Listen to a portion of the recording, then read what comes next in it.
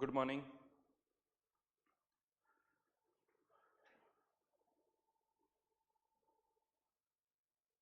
तो last class के अंदर मैंने आपको होमवर्क दिया था। बेसिकली जो होमवर्क था वो delta H equals to delta U plus delta n g R T या P two V two minus P one V one इसी पर बेस्ड था। तो होमवर्क के अंदर कुछ अच्छे अच्छे से क्वेश्चंस हैं, वो मैं डिस्कस कर रहा हूँ यहाँ पर। स्पेशली क्वेश्चन नंबर 18 S1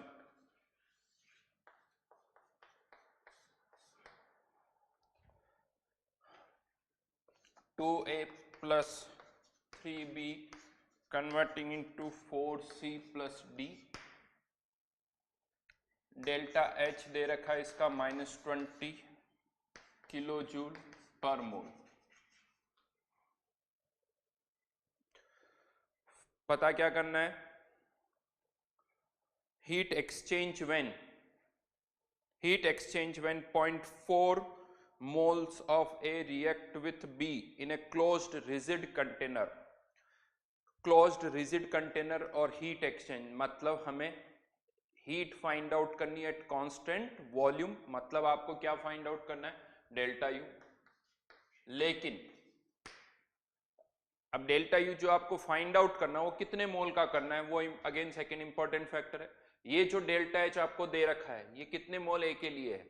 2 मोल ए के लिए।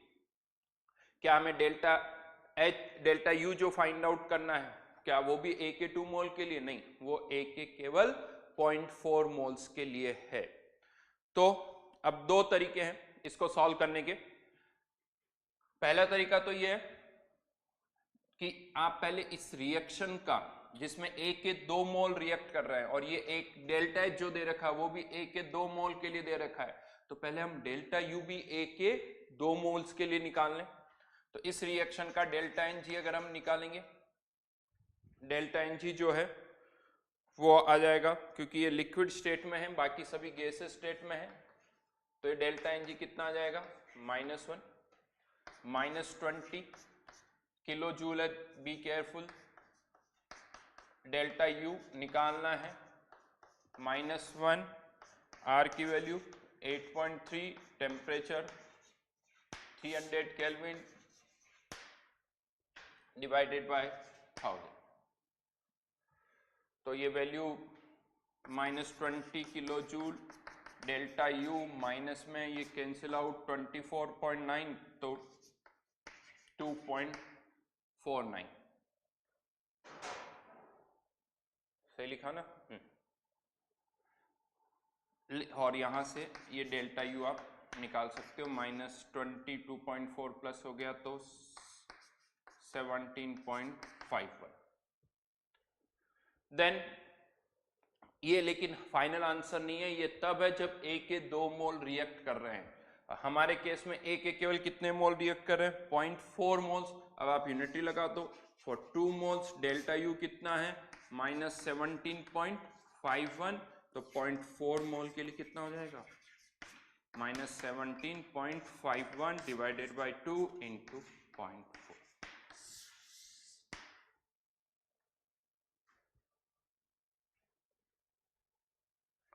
राइट?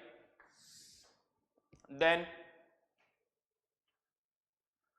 दूसरा तरीका भी है, हो सकता है आप में से कुछ ने उस तरह से किया। तो सेकंड जो अप्रोच है अगर हम उसकी बात करें तो पहले ही हम इस डेल्टा एच को और डेल्टा एन जी को 0.4 के लिए कर लेते हैं, लेकिन याद रखना उसमें डेल्टा एच को भी 0.4 मोल्स के लिए कन्वर्ट करना होगा और ये डेल्टा एन जी को भी 0.4 मोल्स ए के लिए कन्वर्ट करना होगा। सेकंड अप्रोच में बता रहा हूं।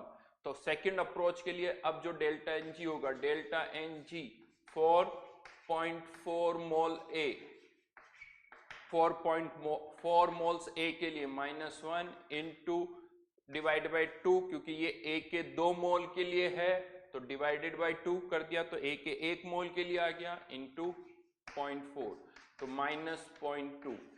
ये डेल्टा एन जी हो गया 4.4 moles of A. Delta H 4.4 मोल ए, ये डेल्टा एच कितना हो जाएगा? 0.4 मोल, तो 0.4 again 20 50 divide by 2 into 0.4 minus sign के साथ, तो ये हो गया 10 और ये हो गया 4। अब आप वापस फॉर्मूला लगा सकते हो, -4 equals to delta U minus में आ जाएगा 0.2 into R into 300 divided by 1000।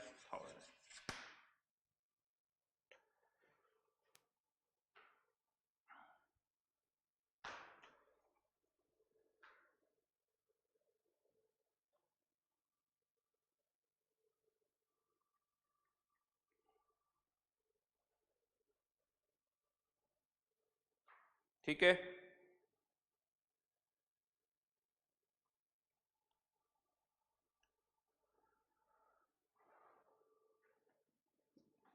तो ये दो तरीके हैं। बहुत अच्छा क्वेश्चन है, इस क्वेश्चन को आपको बार बार करना है, कॉन्फिडेंस आना चाहिए और दोनों तरीके से होना चाहिए। ऐसा नहीं कि ऐसे कर लेता हूं सर, नहीं, ऐसे भी पता होना चाहिए, ऐसे भी पता होना चाहिए, ताकि एरर ना हो। अगर दोनों में से कोई एक ही तरीका आपको आता है तो कोई ना कोई एरर आगे जरूर होगी। आपको दोनों तरीके आने चाहिए कि दोनों तरीकों में क्या डिफरेंस है।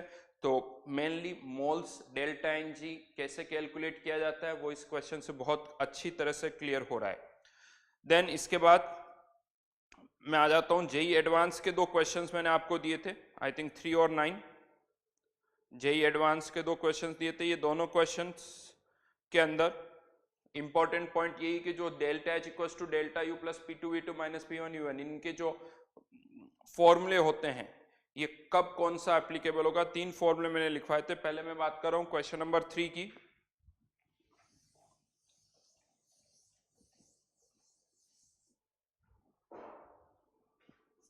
जेई एडवांस में क्वेश्चन नंबर 3, इसके अंदर बहुत साफ साफ लिखा हुआ है 1 mole of non ideal gas, और उसकी कंडीशन दे रखी है, चेंज दे रखा है डेल्टा यू का, डेल्टा एच में निकालना है। आप जल्दबाजी में क्या गड़बड़ होती है कि हमें ऐसा लगता है delta H equals to delta U plus N R delta T लगा दो ज्यादातर, क्योंकि हम यही फॉर्मूला यूज करते हैं। लेकिन यहाँ पर एन आर डेल्टा टी नहीं लगेगा क्योंकि ये गैस जो है वो नॉन आइडियल है, तो आपको ये वाला फॉर्मूला लगाना होगा।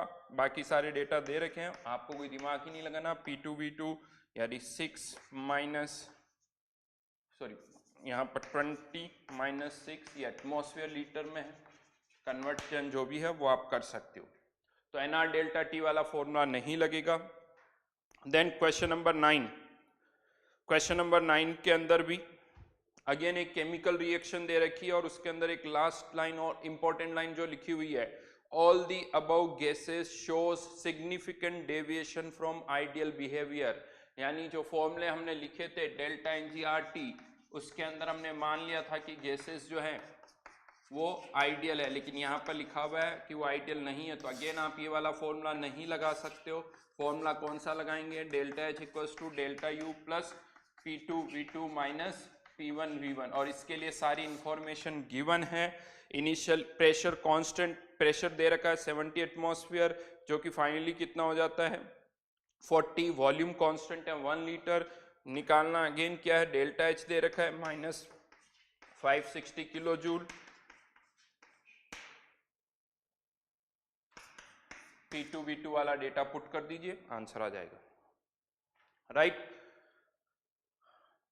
तो ये बाकी क्वेश्चंस बहुत सिंपल से हैं। जेई मेंस के अगर आप जो पूछ रहे हो वो भी बहुत आसान से ही हैं, मुझे नहीं लगता कि उनमें कुछ डाउट आना चाहिए।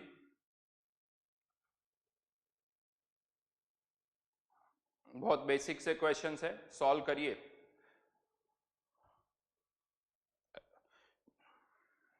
जेई मेन का क्वेश्चन नंबर 4 पूछा जा रहा बार बार, 1 mole of water vaporized eight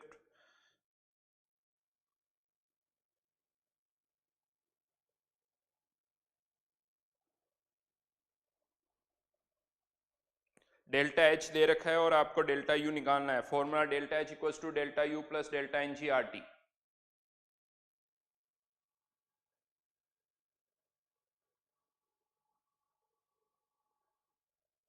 right.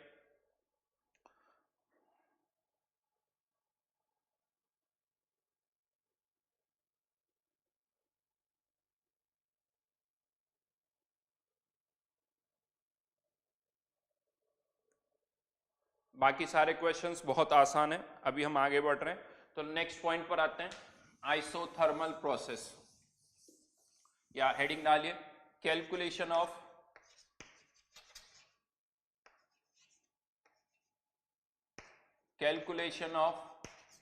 Q, W, delta U and delta H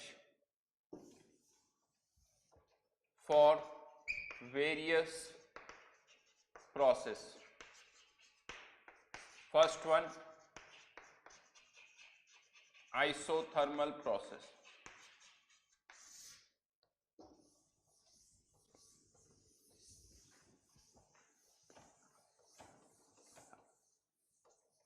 अब ये जो पार्ट हम यहाँ डिस्कस कर रहे हैं दो इस चैप्टर के अंदर, अभी तक हम जब डिस्कशन करते थे फॉर्मूले तो हमेशा बात करते थे आइडियल है तो क्या होगा, रियल है तो क्या होगा। यहाँ पर अभी जो हमारा डिस्कशन है वो मेनली आइडियल के लिए है। अगर यहाँ पर सब्सटेंस रियल या कुछ और होता है तो मैं अलग से उसको मेंशन करूंगा, अदरवाइज ज्यादातर जो हम बात यहाँ पर अब कर रहे हैं वो आइडियल गैस के लिए ही कर रहे हैं। एक आइसोथर्मल प्रोसेस, आइसोथर्मल प्रोसेस यानी टेम्परेचर क्या रहना चाहिए, कांस्टेंट। इसका मतलब यह है कि हाँ जो dt है वो क्या होना चाहिए, zero. Through out temperature constant रहना चाहिए एक आइसोथर्मल प्रोसेस के लिए। अब जैसे ही हमने कहा टेम्परेचर कांस्टेंट, बात करें डेल्टा यू, और फॉर एन आइडियल गैस चलिए मैं लिख देता हूं, for an ideal gas delta U equals to, हमें पता है हमेशा ही फॉर्मूला कौन सा लगता है, NCV delta T zero, delta H NCP delta T ये भी zero, right. Delta U delta H zero हो जाएगा फॉर एन आइडियल गैस। बात अब अगर हम करें Q और W की, ये दोनों पैरामीटर जीरो है Q और W, तो from first law of thermodynamics Q equals to minus W। यहां पर एक आइसोथर्मल प्रोसेस के लिए Q equals to minus W, इसको ऐसे याद रखिए कि अगर W नेगेटिव है यानी सिस्टम वर्क कर रहा है, W नेगेटिव यानी सिस्टम वर्क कर रहा है, तो Q जो होगा वो पॉजिटिव होगा, मतलब सिस्टम के अंदर हीट आ रही है। इसको आप ऐसे याद रख सकते हो कि आइसोथर्मल प्रोसेस के अंदर इंटरनल एनर्जी में कभी चेंज नहीं होता है, तो सिस्टम की एनर्जी कांस्टेंट है। मतलब ये हुआ कि अगर सिस्टम वर्क कर रहा है, अगर सिस्टम वर्क कर रहा है तो वो एनर्जी बाहर दे रहा होगा, तो सिस्टम में कहीं ना कहीं से यानी वापस हीट की फॉर्म में एनर्जी आनी चाहिए। तो अगर सिस्टम वर्क कर रहा है तो सिस्टम हीट एब्जॉर्ब कर रहा होगा, और इसका उल्टा अगर सिस्टम हीट दे रहा है तो सिस्टम पर वर्क हो रहा होगा। यानी अगर Q पॉजिटिव है तो W नेगेटिव होगा, और W पॉजिटिव है तो Q नेगेटिव होगा। इसको हम ऐसे भी कह सकते हैं जितनी हम हीट सिस्टम को देंगे सिस्टम उतना वर्क कर देगा, या जितना हम सिस्टम पर वर्क करेंगे सिस्टम उतनी ही हीट जो है वो लॉस करेगा। तो Q equals to minus W। यहां पर अब क्वेश्चन आता है कि Q और W का फॉर्मूला क्या होगा। तो एक चीज मैं यहां पर अब पर्टिकुलरली इस जगह पर Q इक्वल्स टू, जनरली बहुत बार आता है NCDT, ये वाला फॉर्मूला नहीं लगा सकते हैं।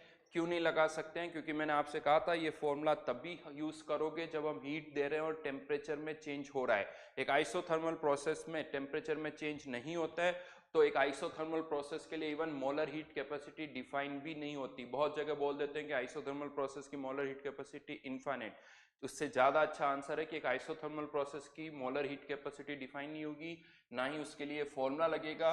तो एक आइसोथर्मल प्रोसेस के लिए Q और W कैसे फाइंड आउट करेंगे, तो हम W फाइंड आउट करेंगे और फिर W से हम क्या निकालेंगे, Q। कैसे निकालेंगे तो वो अब हमें देखना है, बट ये वर्क डन का फॉर्मूला रिवर्सिबल के लिए अलग होगा और इरिवर्सिबल के लिए अलग होगा। तो पहले बात करते हैं रिवर्सिबल प्रोसेस के लिए वर्क डन केस क्या होगा।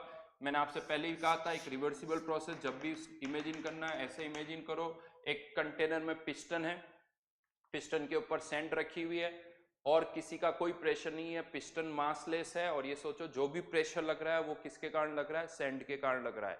अगर पिस्टन का भी मास है तो उसका प्रेशर भी आप सैंड के प्रेशर के साथ कंबाइन कर सकते हो ना। बाहर का प्रेशर और पिस्टन मूव नहीं कर रहा है, अंदर और बाहर का प्रेशर बराबर है, formula minus P external into DV.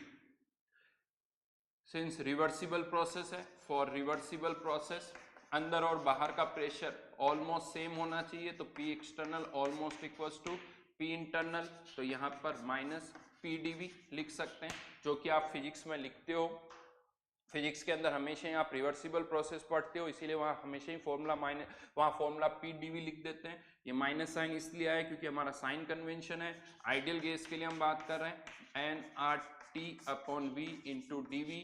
Isothermal process है, T कांस्टेंट, क्लोज सिस्टम है तो मोल्स कांस्टेंट, तो ये फॉर्मूला आ जाएगा nRT ln V2/V1। चाहो तो आप इसको रीअरेंज कर सकते हो एक आइसोथर्मल प्रोसेस के लिए, P1V1 equals to P2V2 equals to nRT, तो आप इसको रीअरेंज कर सकते हो -nRT ln P1/P2, या इसी फॉर्मूले को ऐसे भी लिख सकते हो -P1V1 ln P1/P2। अलग अलग तरीके लिख सकते हो, बट याद रखना ये सब बेस E में है। अगर आप सॉल्व करते हो, कैलकुलेशन करते हो, तो इसको बेस E से पहले बेस 10 में कन्वर्ट करना होगा, तब वहां पर एक टर्म और आ जाएगी 2.303। ये अलग से ये याद रखना, कैलकुलेशन करते वक्त इस बेस E को आपको मोस्टली किस में कन्वर्ट करना पड़ेगा, बेस 10 में। बट क्या लगता है ये फॉर्मूला आप आइसोथर्मल कोई सा भी प्रोसेस हो यूज कर सकते हो? नहीं, आइसोथर्मल रिवर्सिबल प्रोसेस है तभी ये फॉर्मूला यूज होगा, आइसोथर्मल इरिवर्सिबल के लिए ये फॉर्मूला यूज नहीं होगा। अब बात आती है अगर आइसोथर्मल इरिवर्सिबल प्रोसेस हम कर रहे हैं तो उसके लिए फॉर्मूला क्या होगा, चलिए वो डिराइव करते हैं हम।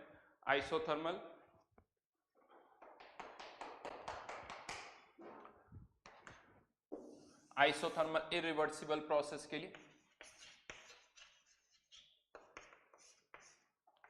अब इस तरह से सोचिए, एक कंटेनर है जिसमें ये ब्लॉक्स रखे हुए हैं, 3 ब्लॉक्स, इन्हीं का प्रेशर लग रहा है और किसी का कोई प्रेशर नहीं लग रहा है।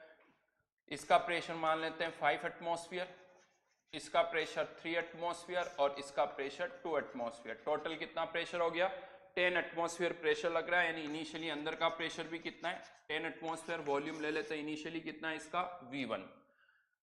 राइट नाउ कोई चेंज नहीं हो रहा है, अंदर और बाहर का प्रेशर बराबर है। अब हमने क्या किया, हमने एक ब्लॉक हटा दिया, ये वाला ब्लॉक हमने यहां से हटा दिया। जैसे ही ब्लॉक हटेगा, आप सबको पता है पिस्टन सडनली ऊपर की ओर मूव करेगा, वॉल्यूम V1 से बढ़ के कितना हो जाएगा, V2। फाइनाइट टाइम में ये प्रोसेस होगा, इसीलिए आप इसे क्या बोल सकते हो, इरिवर्सिबल प्रोसेस। अब यहां पर अगर हमें इसका वर्क डन फाइंड आउट करना है, formula -P external dV, volume कहां से कहां जा रहा है, V1 से V2। लेकिन अब यहां पर अगर हम देखें, इनिशियली बाहर का प्रेशर 10, अंदर का प्रेशर भी 10, लेकिन कोई चेंज नहीं हो रहा है। जैसे ही आपने ब्लॉक हटाया, अब बाहर का प्रेशर 10 नहीं, बाहर का प्रेशर कितना हो गया, 8 atmosphere.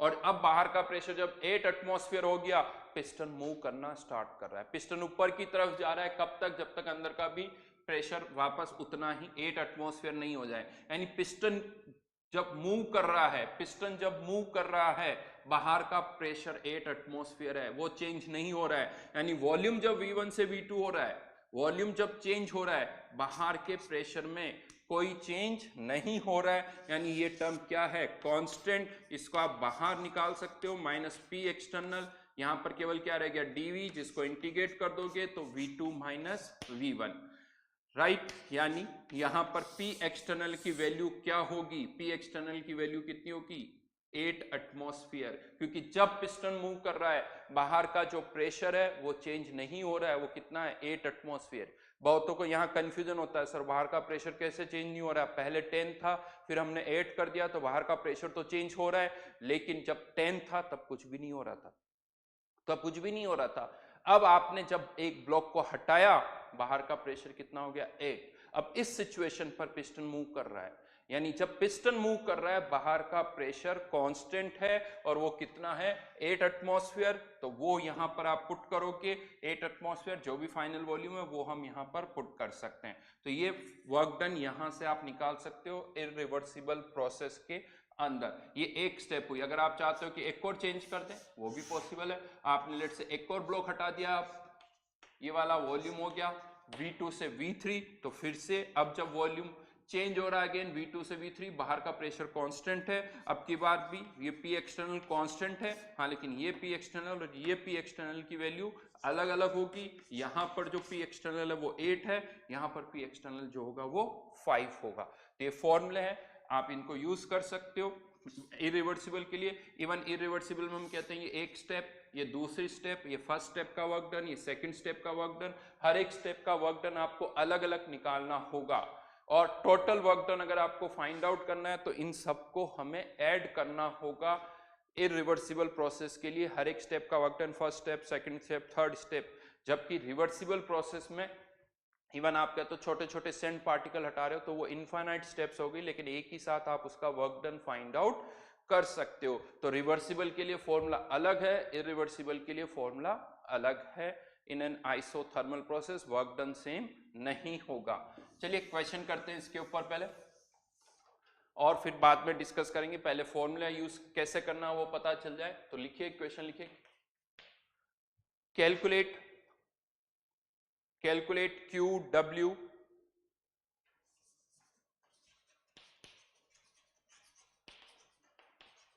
delta U and delta H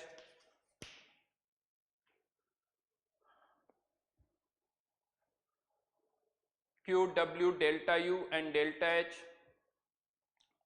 for the isothermal expansion of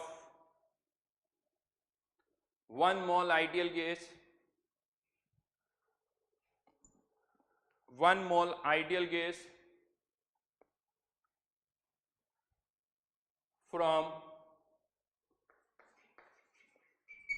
10 atmosphere to 1 atmosphere at 300 Kelvin.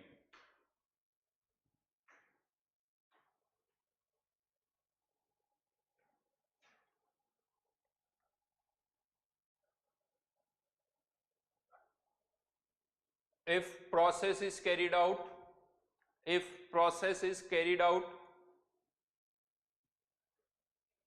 A part reversibly, B part irreversibly और C part free expansion, C part free expansion। Calculation में थोड़ा सा मैं इसे simplify कर रहा हूं। यहां पर बेस ई को जब आप बेस 10 में कन्वर्ट कर रहे हैं, अच्छा एक चीज मैं बता दूं, केमिस्ट्री के अंदर ये Ln लिखा हुआ है यानी ये बेस ई है, और अगर आप लॉग लिख देते हो तो ये बेस 10 हो जाता है। अंडरस्टूड है, लिखने की जरूरत नहीं है। तो बेस इसको कन्वर्ट करने में मैं यहाँ पर एक्जैक्टली 2.303 होता है, यहाँ पर अभी हम क्या ले रहे हैं 2.3, ये आपको यूज करना है। और आर की टर्म्स में ही आपको आंसर देना है, आर की वैल्यू पुट नहीं करनी है, तो आर की टर्म्स में ही आपको आंसर देना है। तो फर्स्ट पार्ट, सेकेंड पार्ट और third part Q W delta U delta H के आंसर्स आपको देने हैं in terms of are.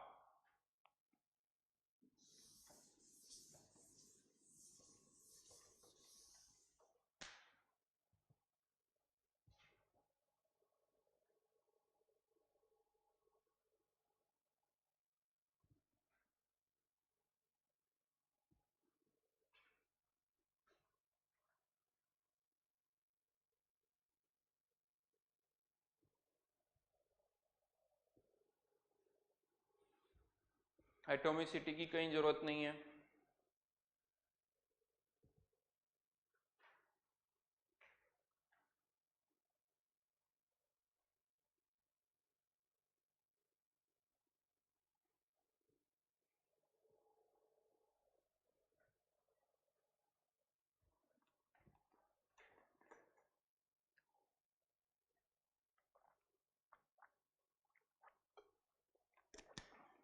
Ashish Kumar, block piston massless हो या ना हो, वो सारे प्रेशर एक्सटर्नल में काउंट हो जाएंगे। अब बाहर का प्रेशर एयर के कारण भी हो सकता है, ब्लॉक के कारण भी हो सकता है, पिस्टन के कारण भी हो सकता है।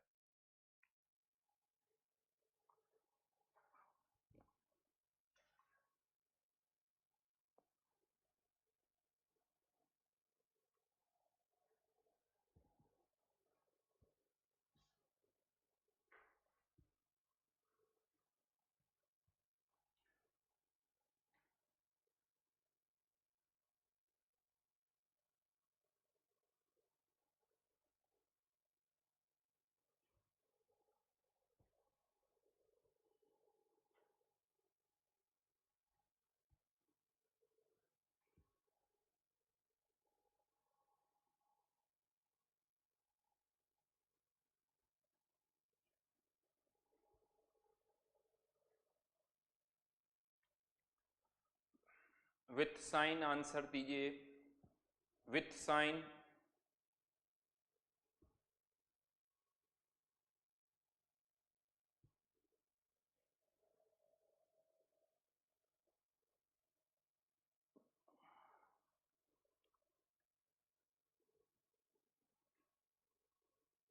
जल्दी जल्दी, इतना टाइम क्यों लग रहा है?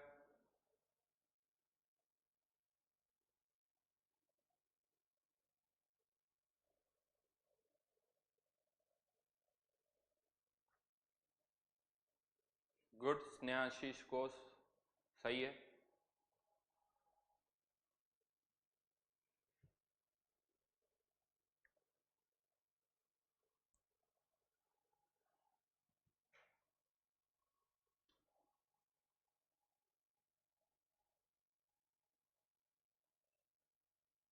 आशीर्वाद नायक सही है।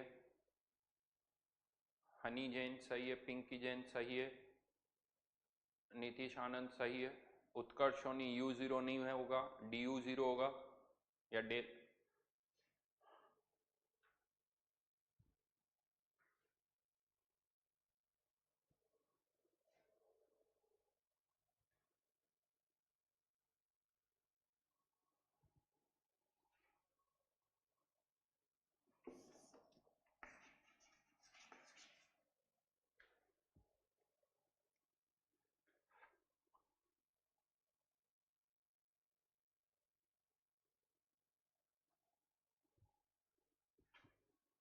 सेकंड पार्ट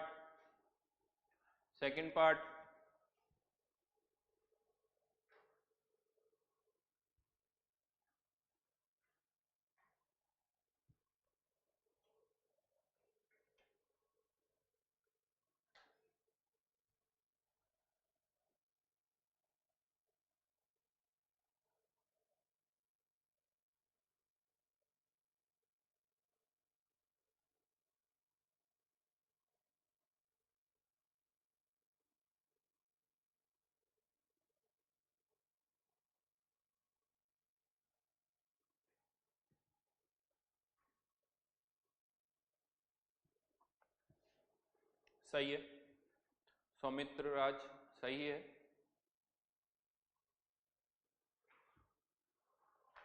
भावेश सही है।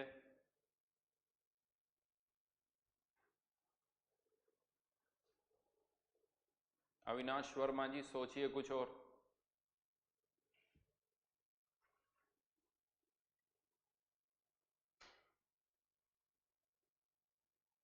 एकांश भारद्वाज नॉट पॉसिबल।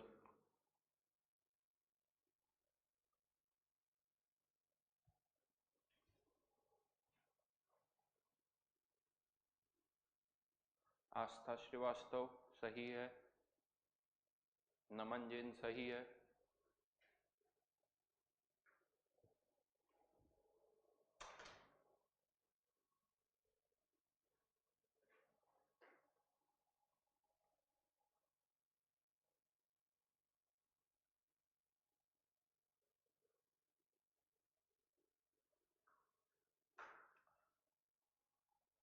चलिए अब मैं करता हूं फर्स्ट पार्ट, सिंस रिवर्सिबल है। W equals to formula -2.3 nRT ln। Pressure का डेटा दे रखा है तो P1/P2। वैल्यूज पुट करें, -2.3 1 R की टर्म्स में ही आंसर देना है। 1 R 300 ln 10 सॉरी log 10, तो ये तो हो गया 1। इसको सॉल्व करोगे तो ये आ जाएगा -690 R। R जूल में पुट करोगे तो आंसर जूल में आ जाएगा, कैलोरी में पुट करोगे तो कैलोरी में आ जाएगा। और Q इक्वल्स टू -W, तो Q इक्वल्स टू -W, तो ये +690 R। Delta U delta H isothermal process है, तो A B C तीनों पार्ट में डेल्टा U डेल्टा H तो 0 ही होंगे। Second part, work done equals to -P external V2 - V1। Since volume नहीं दे रखा तो आप इसको ऐसे लिख सकते हो, nRT/P2 nRT/P1। यहां पर अगेन अब मैं आपको बता दूं, जो सिस्टम है उसको हम 10 एटमॉस्फेयर से 1 एटमॉस्फेयर ले जा रहे हैं, तो कह सकते हो कि ये तो सिस्टम का प्रेशर है। सिस्टम का प्रेशर यानी P1 P2 है, P एक्सटर्नल कितना होगा, तो हम यही मानते हैं कि अगर एक पिस्टन मूव कर रहा है अंदर का प्रेशर 10 एटमॉस्फेयर से अगर 1 एटमॉस्फेयर हो रहा है, इसका मतलब बाहर का प्रेशर भी कितना होगा 1 एटमॉस्फेयर, क्योंकि जब पिस्टन रुक जाएगा इसका मतलब अंदर और बाहर का प्रेशर कितना हो जाएगा, अब सेम होना चाहिए, तो जो अंदर का प्रेशर है वही बाहर का प्रेशर होगा।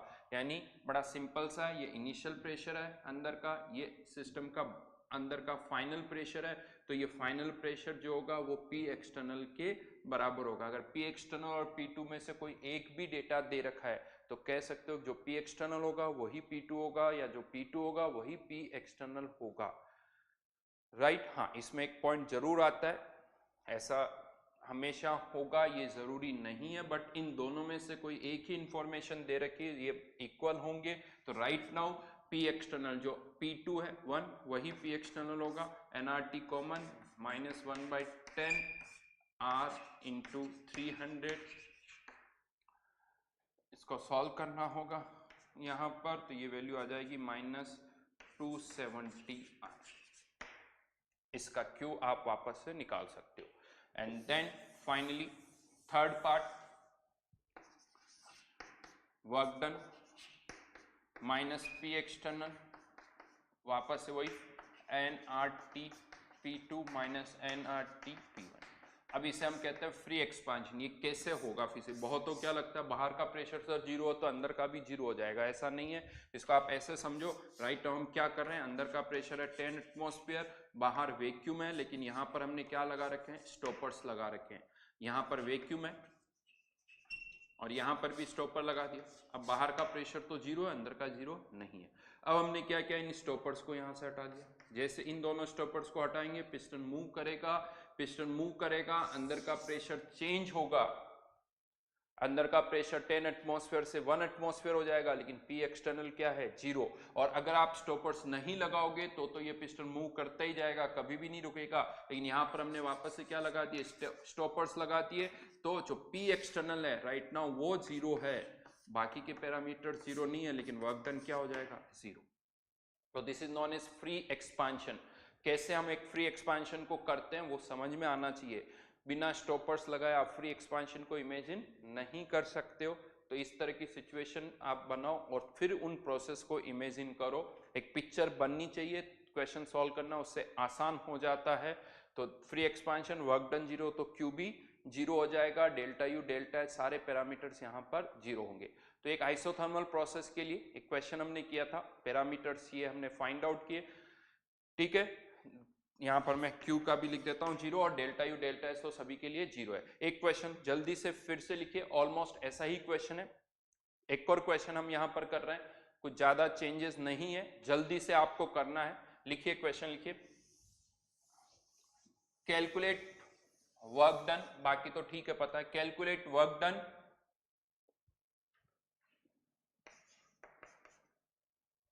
for the isothermal compression of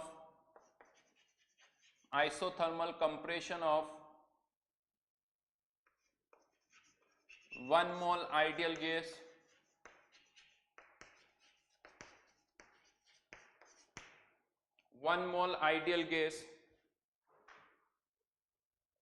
from 1 atmosphere to 10 atmosphere, from 1 atmosphere to 10 atmosphere at 300 Kelvin, at 300 Kelvin, A part reversibly, B part irreversibly। दो ही पार्ट हो सकते हैं यहाँ पर, या तीन हो सकते हैं। फ्री एक्सपांशन कंप्रेशन में भी हो सकता है, नहीं होगा, दो ही पार्ट होंगे।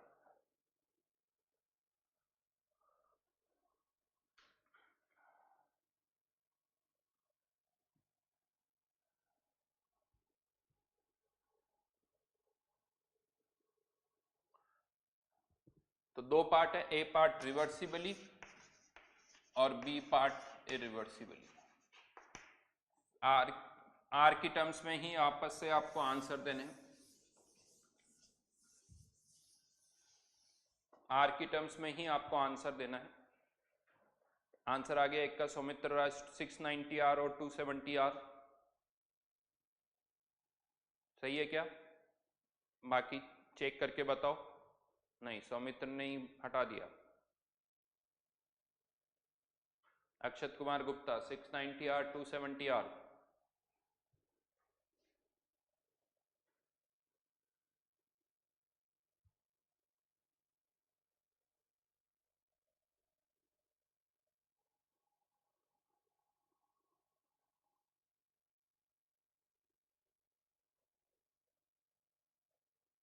उज्जवल जैन,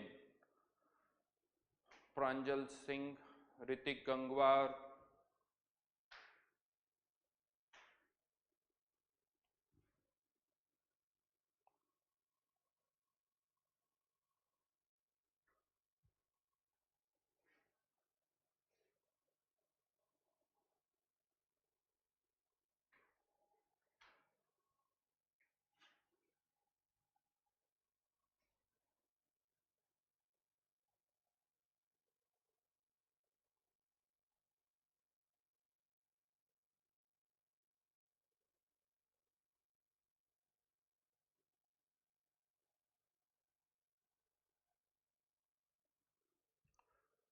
यस फर्स्ट पार्ट के आंसर में तो केवल साइन का ही चेंज होगा। First part W equals to -2.3 and RT ln sorry log P1 upon P2, लेकिन यहाँ पर R 300 log 1/10।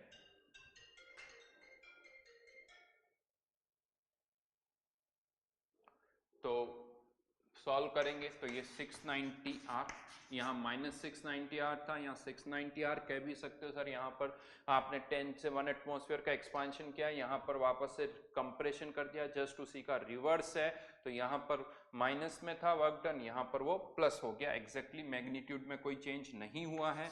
लेकिन सेकेंड पार्ट की अगर हम बात करें तो अब यहाँ पर सेकेंड पार्ट में जो P एक्सटर्नल है 1 एटमॉस्फेयर से 10 एटमॉस्फेयर, सिस्टम का फाइनली प्रेशर 10 होगा। ये हो कब सकता है, इमेजिन करके देखो उसके लिए, यानी पहले अंदर का भी 1 था, बाहर का भी 1 था। अब आप चाहते हो कि अंदर का प्रेशर 1 से 10 हो जाए, तो आपने बाहर का प्रेशर 10 कर दिया।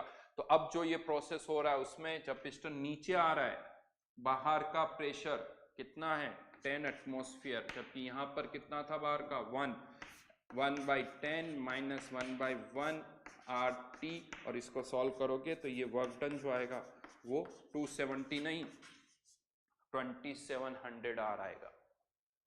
जो सिस्टम का फाइनल प्रेशर होगा वही P एक्सटर्नल होगा, वही P एक्सटर्नल होगा, अनलेस अनटिल हमें दोनों डेटा नहीं गिवन है। अगर इन दोनों में से कोई एक गिवन है तो ये दोनों सेम होंगे। 2700 R, यहाँ पर मैग्नीट्यूड भी सेम नहीं है, साइन तो अलग ही है, मैग्नीट्यूड भी अलग अलग है। ये दो पार्ट मैंने इसलिए करवाए कि इससे हमें कुछ बहुत ही इंटरेस्टिंग रिजल्ट्स मिलते हैं। तो ये जो रिजल्ट्स यहाँ पर आए इससे हम कुछ पॉइंट्स, अच्छे पॉइंट्स कंक्लूड कर सकते हैं। तो यहाँ पर अब लिखिए कंक्लूजन्स।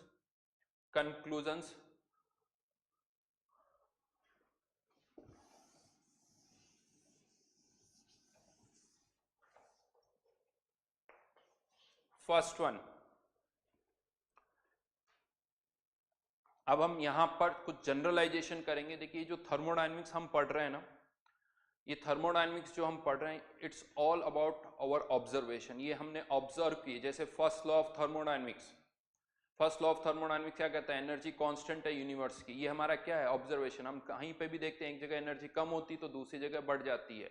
हम एनर्जी को क्रिएट या डिस्ट्रॉय नहीं कर सकते। क्वेश्चन आता क्यों, इसका हमारे पास कोई आंसर नहीं है। ये हमारा क्या है, ऑब्जर्वेशन है। इसको हमने बहुत जगह ऑब्जर्व किया है तो हमने इसको जनरलाइज कर दिया। तो ये जो थर्मोडायनेमिक्स हम पढ़ रहे हैं इट्स ऑल अबाउट जनरलाइजेशन की। एक ही रिजल्ट आपको हर जगह से मिल रहा है, अब आपको ये नहीं पता क्यों, लेकिन वो रिजल्ट सेम है तो हम मान लेते हैं कि ये एक फैक्ट है जो हर जगह एप्लीकेबल होगा, जैसे फर्स्ट लॉ ऑफ थर्मोडायनेमिक्स। तो यहां पर भी अगर हम देखें तो ये एक्सपांशन है और ये कंप्रेशन है।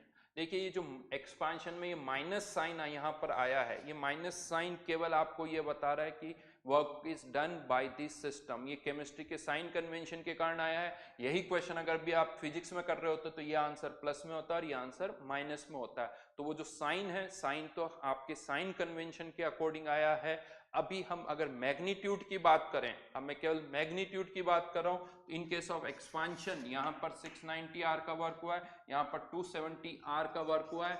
आप और कोई एग्जांपल भी ले सकते हो और कोई डेटा भी ले सकते हो, लेकिन एक चीज फिक्स है, जब भी एक्सपांशन होगा रिवर्सिबल का वर्क डन का मैग्नीट्यूड इरिवर्सिबल के वर्क डन के मैग्नीट्यूड से ज्यादा होगा या बराबर होगा। बराबर इन द सेंस एक आइसोकोरिक प्रोसेस रिवर्सिबली करो या इरिवर्सिबली करो, दोनों का वर्क डन क्या हो जाएगा, जीरो हो जाएगा, तो उस केस में ये इक्वल हो सकते हैं। अदरवाइज रिवर्सिबल के वर्क डन का मैग्नीट्यूड इरिवर्सिबल से ज्यादा होगा।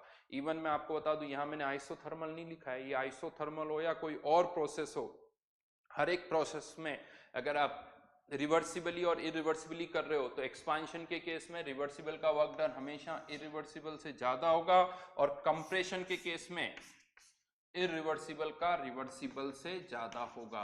तो in case of compression irreversible work done is greater than reversible work done. तो ये फिक्स है, जनरलाइज है, ऐसे प्रूव नहीं कर सकते। आप कोई सा भी डेटा ले लीजिए, मैंने ये डेटा लिया है, आप कोई और डेटा करके शीट में हम बहुत सारे क्वेश्चन सॉल्व करेंगे, आप सब जगह देखोगे कि ये कंडीशन वहां पर फुलफिल होती है। स्नेहाशीष मैंने बोला है इक्वलिटी कब होगी, आइसोकोरिक प्रोसेस में दोनों ही जीरो हो जाएंगे, तो यहां पर ये कंडीशन हमेशा होल्ड करेगी। रिवर्सिव एक्सपांशन और कंप्रेशन के केस में आप इसको यूज कर सकते हो, राइट। थर्ड पॉइंट पर आते हैं।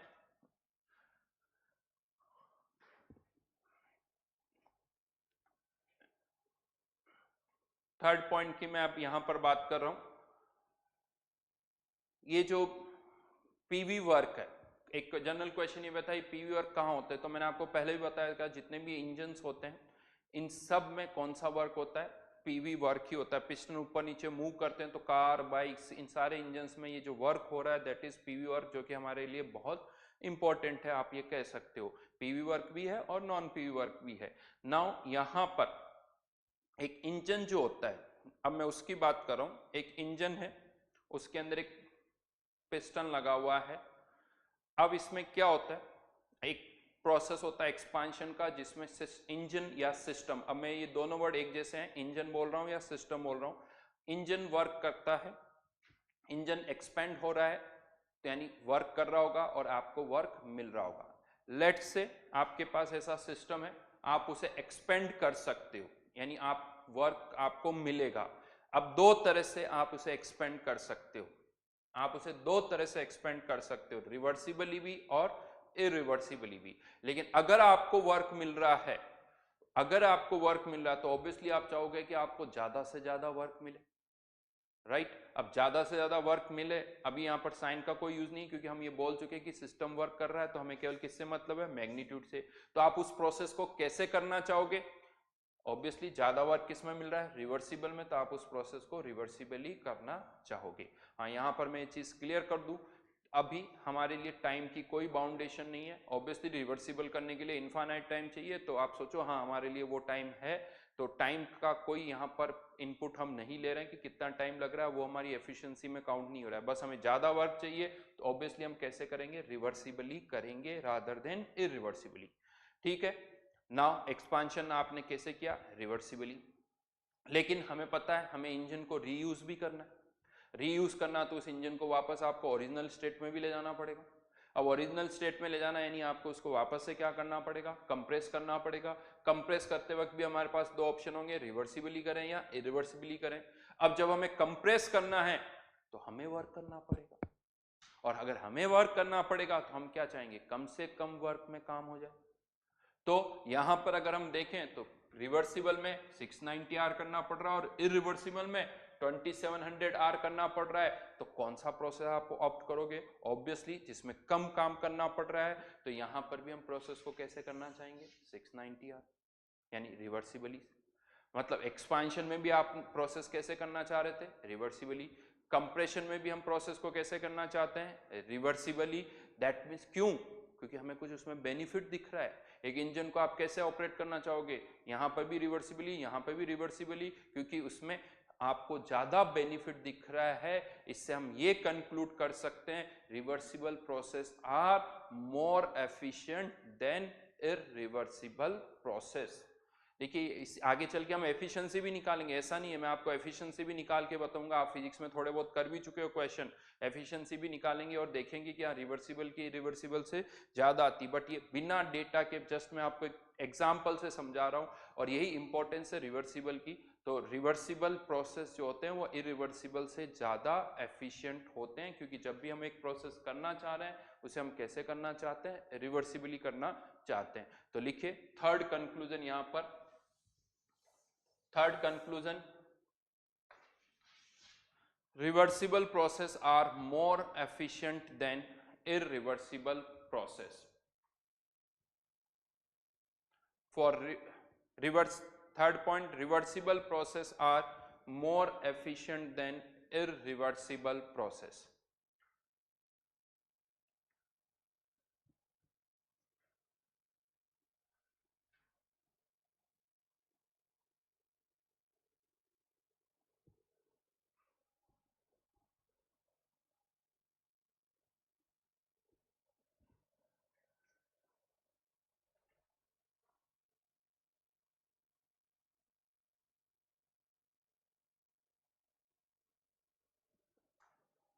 ठीक है, नेक्स्ट पॉइंट पर आते हैं। ये जो वर्ड है रिवर्सिबल और इरिवर्सिबल, बहुत बार ऐसा लगता है कि सर ये नाम क्यों रखे गए, क्योंकि आपने कह दिया कि रिवर्सिबल का मतलब जो इनफाइनाइट टाइम में हो, इरिवर्सिबल का मतलब जो फाइनाइट टाइम में हो, तो नाम ही इसी तरह से कुछ लगते। क्योंकि बार बार क्या होता है, रिवर्सिबल इरिवर्सिबल बोलने से वही फील आता है जो रिवर्स हो जाए या जो रिवर्स ना हो, ऐसा फील आता है। तो मैं आपको बताऊं ये नाम इस तरह से क्यों रखे गए हैं, उसको भी आप रिलेट कर सकते हो। हाँ, फर्स्ट थिंग तो यही है, जब भी बात आए रिवर्सिबल मतलब इनफाइनाइट टाइम, इरिवर्सिबल मतलब फाइनाइट टाइम, ये चीज तो हमारे माइंड में सबसे पहले स्ट्राइक करनी चाहिए। लेकिन अब मैं यहाँ पर इसका भी मतलब बताता हूँ, ये नाम क्यों रखे गए। हाँ, वैसे ये नाम और अच्छी तरह से हम समझेंगे जब मैं आपको एंट्रोपी समझा दूंगा, तब आपको ये वर्ड्स इनका मीनिंग सही में समझ में आएगा, रिवर्सिबल और इरिवर्सिबल का। जब हम एंट्रोपी पढ़ेंगे तो सही में तो वहां पर समझ में आएगा, लेकिन फिर भी यहाँ पर भी मैं एक बार इनको समझा सकता हूँ कैसे। तो इमेजिन करिए कंटेनर अगेन आपके पास है जिसमें पिस्टन लगा हुआ है, और यूं कह दो कि आप खाली बैठे हुए हो। खैर आप लोग तो खाली नहीं हो, बाकी लॉकडाउन में बहुत सारे लोग खाली बैठे हुए हैं, आप लोग तो पढ़ाई कर रहे हो। लेकिन मान लो कोई खाली बैठा हो और टाइम पास करना है, क्या करे, कंटेनर है, पिस्टन लगा हुआ है, तो क्या किया जाए। उसने क्या किया, 10 एटमॉस्फेयर से 1 एटमॉस्फेयर तक उसे रिवर्सिबली एक्सपेंड कर दिया। 10 एटमॉस्फेयर से 1 एटमॉस्फेयर उसे रिवर्सिबली एक्सपेंड कर दिया। अब क्या हुआ, सिस्टम को या क्यों कह दिया, मैंने उसे रिवर्सिबली एक्सपेंड कर दिया, तो मुझे कितना वर्क मिला, 690, सॉरी मुझे कितना वर्क मिला, 690 आर सिस्टम ने किया, और मुझे इतना वर्क मिला, मतलब मुझे इतनी एनर्जी मिली। कितनी एनर्जी मिली, 690 आर। अब मुझे तो टाइम पास करना था, ठीक है, तो अब क्या हुआ, पहले एक्सपेंड कर दिया, अब मैंने उसे वापस से कंप्रेस कर दिया 1 एटमॉस्फेयर से 10 एटमॉस्फेयर, और वापस कैसे कंप्रेस किया, रिवर्सिबली फिर से कंप्रेस कर दिया। मुझे वर्क कितना मिला था, 690 आर, वापस मैंने कितना वर्क कर दिया, 690 आर। जितना वर्क मुझे मिला था मैंने वापस उतना ही वर्क कर दिया। सिस्टम अपनी जगह पर और मैं भी वापस अपनी जगह पर, यानी सब कुछ वापस अपनी जगह पर आ गया, जैसे कुछ हुआ ही नहीं। सिस्टम भी और यानी मैं मतलब सराउंडिंग्स भी वापस अपनी जगह पर आ गई, सब कुछ रिवर्स हो गया, सब कुछ सिस्टम और सराउंडिंग्स। बट सोचो यही प्रोसेस आपने इनिशियली रिवर्सिबली नहीं इरिवर्सिबली किया होता। जब आपने एक्सपेंड किया इरिवर्सिबली तो आपको कितना वर्क मिला, 270 आर, 270 आर वर्क आपको मिला। लेकिन अब आप सोचो कि आप तो टाइम पास कर रहे थे, अब आप वापस इसको ओरिजिनल स्टेट में ले जाना चाहते हो सिस्टम को, वापस से आप सिस्टम को 10 एटमॉस्फेयर पे ले जाना चाहते हो, आपने पहले ही रिवर्सिबली किया, अब आप चाहते हो वापस सिस्टम अपनी ओरिजिनल स्टेट में चला जाए, तो अब 270 आर से काम नहीं चलेगा, आपको 2700 आर यानी 10 टाइम्स वर्क करना पड़ेगा। समझ में आ रही मेरी बात?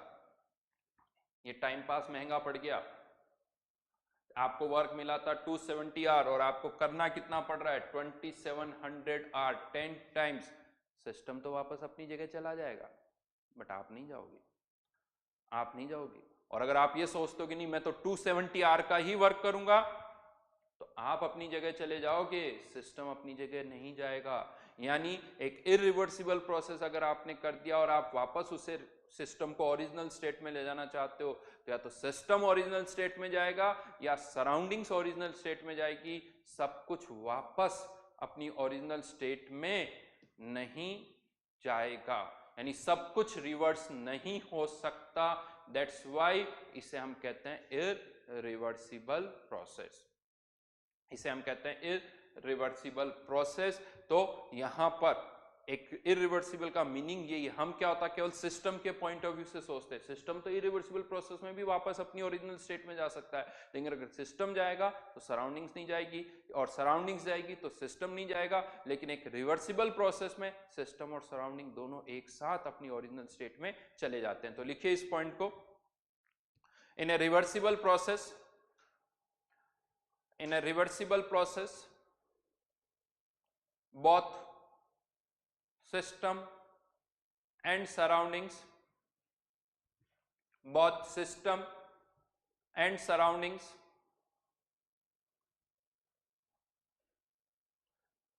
can be restored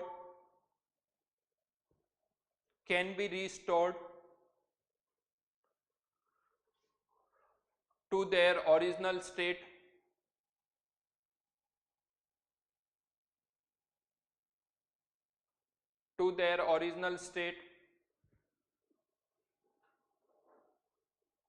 simultaneously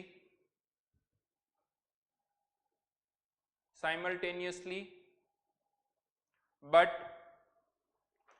in an irreversible process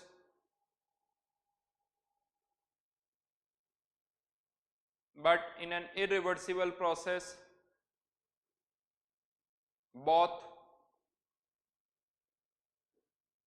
cannot be restored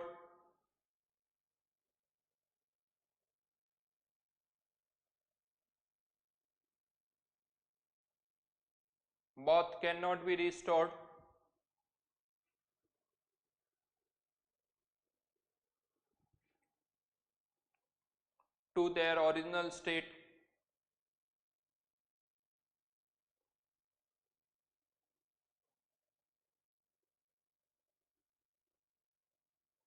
simultaneously।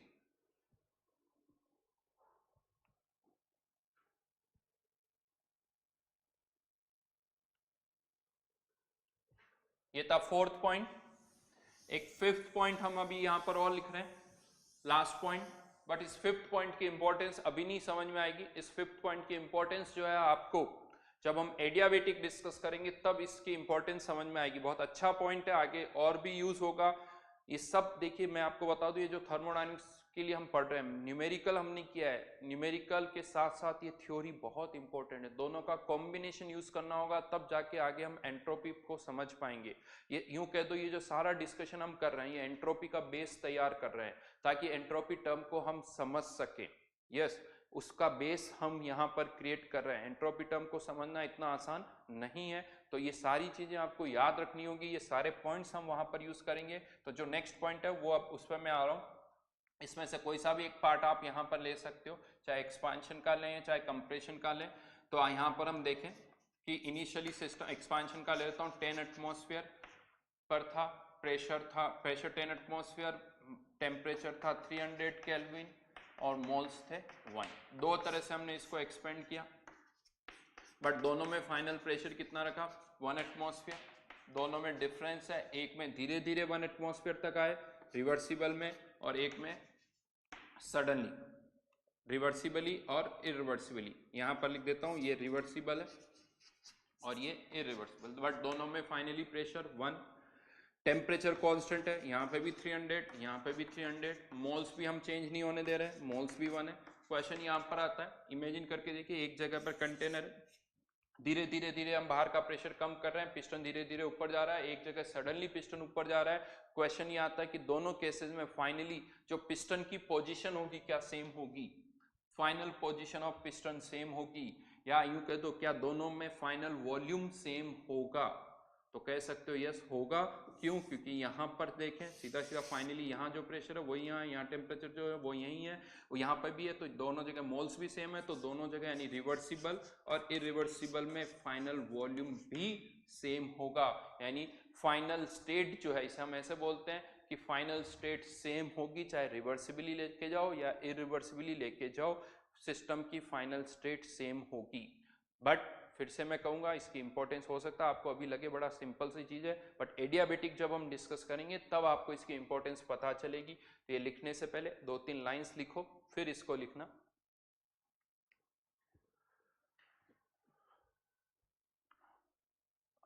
Isothermal reversible and irreversible process. Isothermal reversible and irreversible process end up at the same final state, end up at the same final state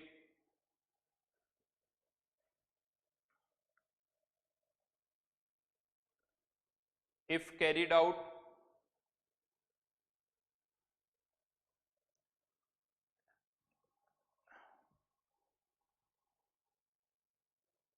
end up at the same final state if carried out reversibly or irreversibly, reversibly or irreversibly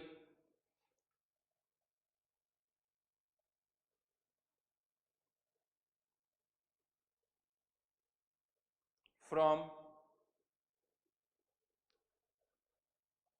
same initial state to same initial state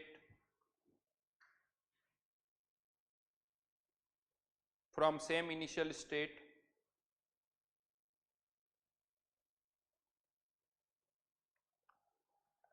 against same final pressure, against same final pressure। Initial state same है, final pressure same है, तो final state भी same होगी, मतलब final volume भी same होगा। उसके बाद ये लिख लो जो मैंने यहां लिखा हुआ है, ये वाला पार्ट भी आपको लिखना है।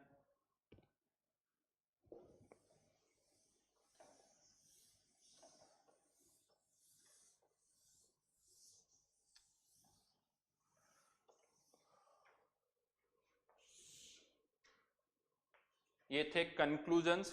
नेक्स्ट पॉइंट पर आते हैं, graphical representation of work done. Graphical representation of work done. अब हम इस वर्क डन को ग्राफ पर रिप्रेजेंट करना चाहते हैं।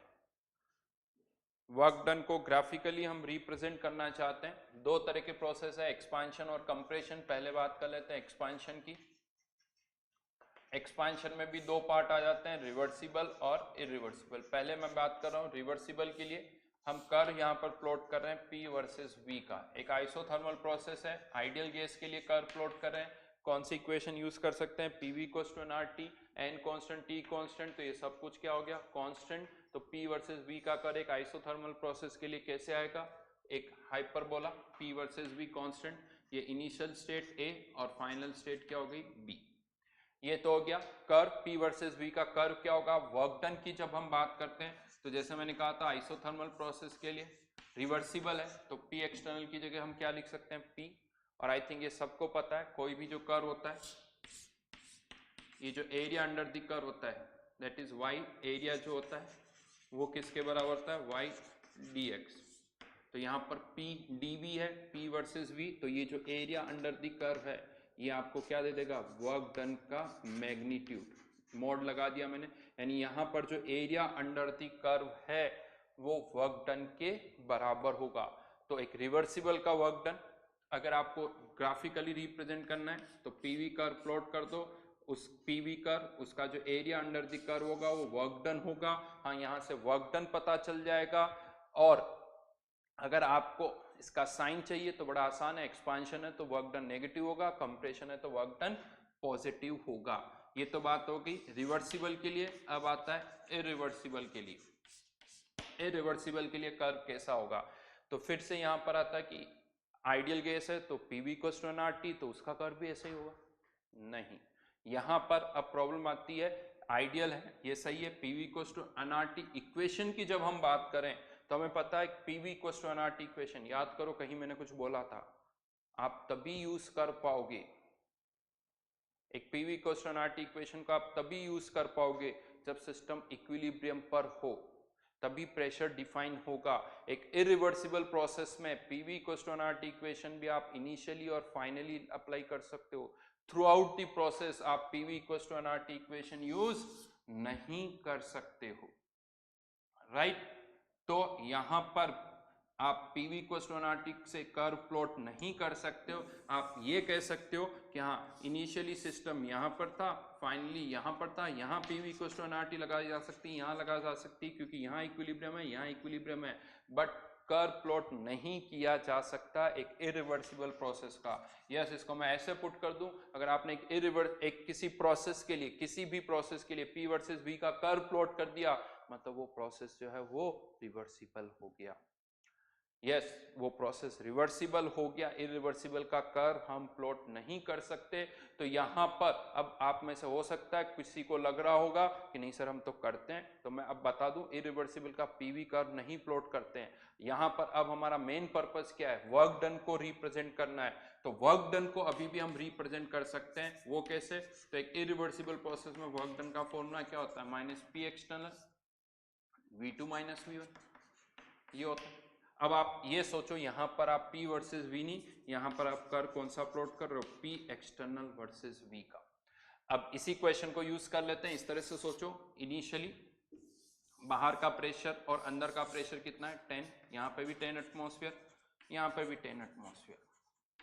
अब हमने यूं सोचो ब्लॉक्स थे, सडनली आपने एक ब्लॉक हटा दिया और बाहर का प्रेशर 10 से कितना हो गया 1, ब्लॉक हटते ही ये प्रेशर जो बाहर का 10 था 10 एटमॉस्फेयर, ये सडनली कम हो जाएगा।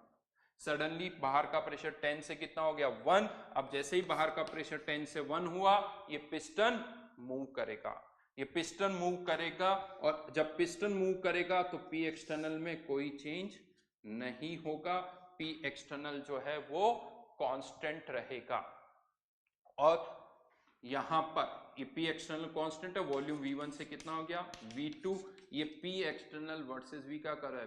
पहले प्रेशर कम हुआ, जैसे ही सडनली प्रेशर कम हुआ फिर वॉल्यूम बढ़ना स्टार्ट हुआ, ये पी एक्सटर्नल वर्सेस V का कर्व है। और यहां से हम देखें तो ये एरिया क्या है, ये पी एक्सटर्नल हो गया क्योंकि ये फाइनली 1 एटमॉस्फेयर, और ये V2 माइनस V1, तो ये जो एरिया है ये आपका क्या बता रहा है, अगेन वर्क डन बता रहा है। तो अगर आपको एक इरिवर्सिबल प्रोसेस का वर्क डन ग्राफिकली रिप्रेजेंट करना है तो रादर देन पीवी आप कर्व कौन सा प्लॉट करोगे, पी एक्सटर्नल वर्सेस वी का कर्व आपको प्लॉट करना है। ये रिवर्सिबल का वर्क डन और यहां से आपको इरिवर्सिबल का वर्क डन पता चल जाएगा, राइट। तो ये वर्क डन को रिप्रेजेंट हमने यहां पर किया है। दो अभी हमें इसे सुपर इम्पोज भी करना होगा बट टाइम हो गया नेक्स्ट क्लास का, इसीलिए इसको हम यहीं पर रोकते हैं, नेक्स्ट क्लास में हम यहीं से आगे स्टार्ट करेंगे, राइट।